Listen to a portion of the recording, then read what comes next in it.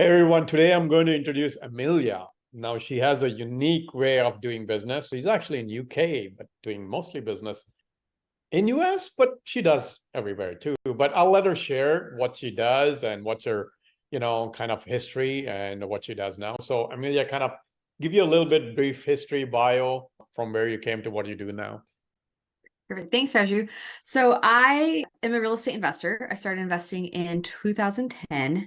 I currently live in the UK. You are correct about that because I got married and there's nothing like a grand adventure than marriage. So due to my husband's career, we moved over to England and this has also been an amazing adventure.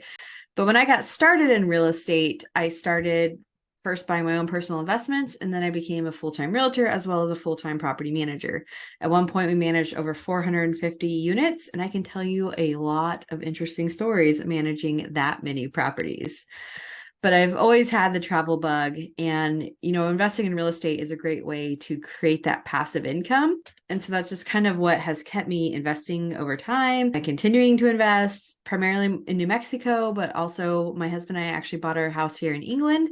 We've got a couple other investment properties in England under contract as well. So it's just been a great way that I can kind of meld my flexible lifestyle of being able to travel and go and just take advantage of, living on this side of the world because it is amazing, but also still being able to generate income. And, real estate's the same wherever you live. The theories are the same. So it's fun to talk real estate here. And obviously the markets are different and the currencies are different and things like that. But the theories are all the same. And it's amazing how universal it is. So it's been a lot of fun. Awesome. So, talking about your real estate investing, I mean, how did you get into it? What was the thing that triggered the investing? Or was it like you had a family history, people were involved, and you kind of got into it? How did you get into it? What was that whole shift in getting into this real estate journey, I guess?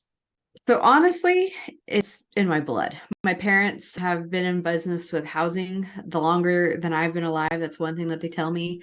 So my parents actually started selling manufactured homes or mobile homes back in the 80s. Mhm. So we kind of got into this real estate environment anyways, dealing with land, dealing with houses, and then slowly it's just kind of transitioned. So how, I've own mobile homes, I own regular real estate, I own all the different things. But as a kid, I remember going around with my parents and collecting rent or, making repairs on houses and things like that. So it's just been a part of my life for so long. So it really came naturally to me. However, when I was in college, I had an opportunity to buy a property and I did not want to buy it because I was going to college in my hometown. I was like, I don't have time for this. I'm never going to live here the rest of my life, et cetera, et cetera, et cetera. I never bought it. However, my brother, he did invest in real estate while he was in college and had his roommates help pay off his mortgage, things like that. 10, 15 years later, he calls me. He's like, hey, guess what? I just paid off my college house. And I was like, should have bought that house in college. But, it's just funny because we all have an emotional side to investing and it's always there. Mhm. So it's, even being raised in it, I was like, I don't want this. And then I realized, it probably is a really good thing to do. But how I actually came up with my first down payment on my house for my first property when I was in college, I had a project and it was stocks. And so we had to analyze, Fortune 500 company. We had to get their stock prospectus and all that. And I was like, well, this is fun. But of course, all the obvious companies were taken by my classmates with like, Coca-Cola and Monsanto and all of those. I'm like, what am I going to do? And I was like, I'm going to do Tiffany's because what prettier of like a stock portfolio because, they mail it to you. And so my grandfather loved to play invest with stocks as well. So I did my analysis. I'm like, this is really undervalued. So I put my own money into some Tiffany stock and, let it sit for years. But that's actually, I sold my Tiffany stock for my first down payment. So it was kind of special too, because it was, something I did with my grandfather and he had passed by then. And so it was just a neat kind of way to like, all of this investing is tied together and it can be fun.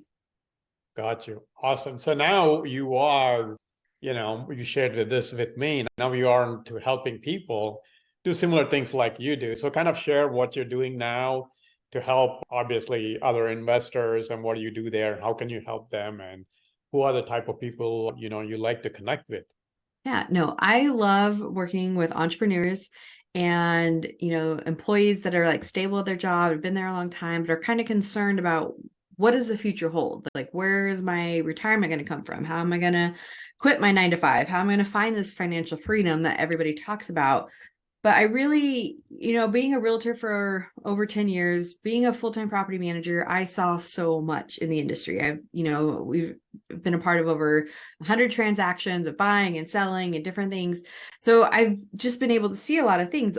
Obviously, I can't continue to do it in that form from here in England. So that's where I kind of came up with this online investment coach. And my main goal in that is to help guide you through the process. Because, real estate's a big process, finding properties, making sure it's the right property for you, making sure, you're going in with the right strategy to meet your goals, because that's the thing too. Yeah, you can just go buy a house, but is that really what you want? And making sure that, you have clarity with that the clients are being supported if you hit a roadblock, because there's a lot of things that come up too that can be, a bad inspection report or things like that. But if you've never dealt with it, it's very intimidating to be told you need a new roof. And then you're like, what do I do with this? But as someone who's dealt with dozens of new roofs in my lifetime, it's a much more routine basis. So then it becomes a conversation and strategy versus an emotional giant roadblock, a bomb dropped on your future plans, things like that. So taking my experience to be able to help others just kind of navigate that road, because it can be tricky and entertaining, for lack of a better word, through that. And it's really been a lot of fun because I love the strategy and the game of it. Because in real estate, it's numbers, it's strategy, it's all of that. When you go buy your primary residence, it's more emotions and paint colors and floor layout. But in investment properties, is it going to make me a return on investment? And that makes a lot, let's just say, more fun to kind of play with and have fun with.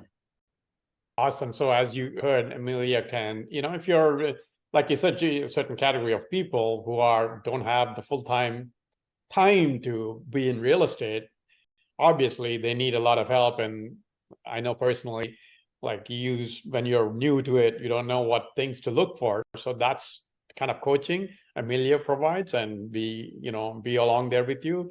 She hasn't shared everything, but obviously with her experience, she kind of dealt with everything almost. So she knows, a little bit of everything or a whole lot of something. So whatever the case is, she'll work with you. I'll share her information. So please reach out to her if you're, in the game or want to get in the game. She can probably guide you through that.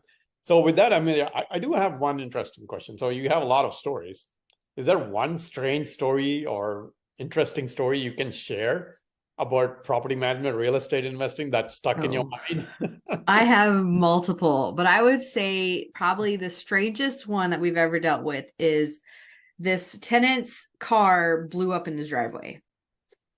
Nobody has any idea how it blew up or why it blew up. No idea. And it was a Jeep. I think it was a Jeep Wrangler. It wasn't, some like weird car. It was a nice car. But I mean, it ruined the metal carport. It blew out some windows. It melted the siding. I mean, it was just this whole shebang. I mean, it was disaster. So, important lesson. His vehicle insurance did not cover the damage to the property because it wasn't his fault. And we're like, we understand that. Like, I don't think he blew up his car on purpose. But so his vehicle insurance did not cover any of the damage. His renter's insurance did not cover any of the damage. So the homeowner's insurance ended up having to pay for the damage that was done to the property, even though it was the tenant's car. So, this is one of those opportunities and conversations that I bring up with my clients is, do you have proper insurance coverage? Because you think, right? Like if the tenant would have driven his car into the house, his car insurance would have paid for it. Right. But because it was in the driveway without him in it, which is great. I'm glad he was not in his car when it blew up. But it just brings up this whole crazy question of liability and who's responsible and who's going to pay for this. And, I don't know if the insurance companies fought it out on the back end, but that one was definitely just one of those, excuse me, what just happened? Are you sure?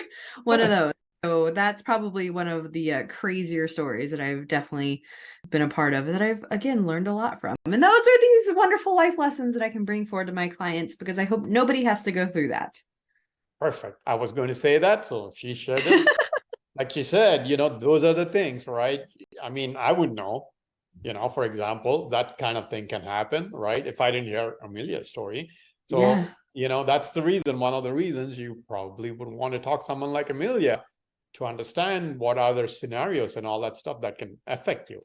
So, all right, cool. Awesome, Amelia. So now let's get on to what, obviously you seem all excited. You're having a lot of fun.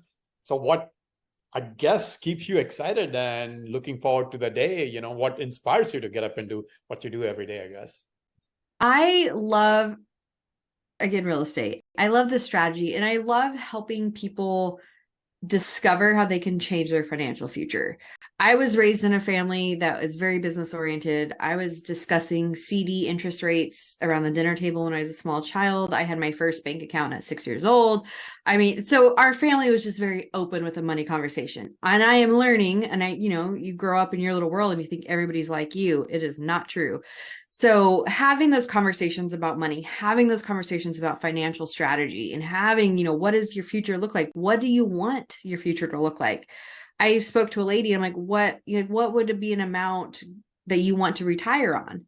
And she couldn't give me a clear answer. And I'm like, do you have any passive income goals? There's people like, I want to make, I want to have a net worth of $10 million, or I want to make $50,000 a month, or whatever it is, but it's like having those conversations. And that's what really gets me excited, is the strategy, the game, the conversations. And really, there's nothing more important in life than shelter and money. And when you're dealing with those two things in real estate, it can be a very emotionally charged topic. It can, obviously, like a tenant, when you're taking their money for their shelter and then they have a problem, they come in hot. But, as an investor too, like these are big topics that literally change the quality of the community that you invest in. And I think that's something that people forget, is that, yeah, you can just be a landlord, or you can be a slumlord, or you can be, whatever you want to be. But these houses that you are providing shelter for another person's family, for them to raise their children, for them, to go to college and whatever it is. But you're providing shelter for them to live their life. And in the process, bringing tax dollars to your community, your schools, your everything else. And I don't know how else you can do that. Like, that's a pretty grassroots, impactful, amazing thing for a person to be able to get involved with and make a difference every day in somebody's life. And that's what really gets me excited, and that I really love about this avenue of real estate investing. Awesome. So yeah, you got plenty of strategies and obviously lessons and all that stuff. So that means you have a lot of tips and tricks, but you can only share one tip or trick that you can help with others. Real estate or personal, doesn't matter. One thing that has helped you, I guess, tremendously, maybe.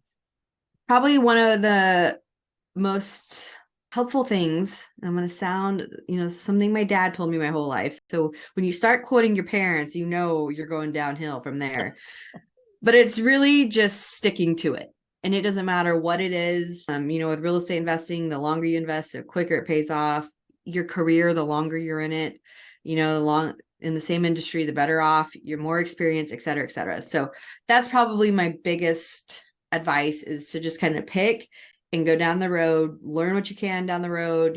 If you need to change course, but really stick with it, because that's where real success comes from. It's not, switching all the time. It's not giving up, but just sticking with it.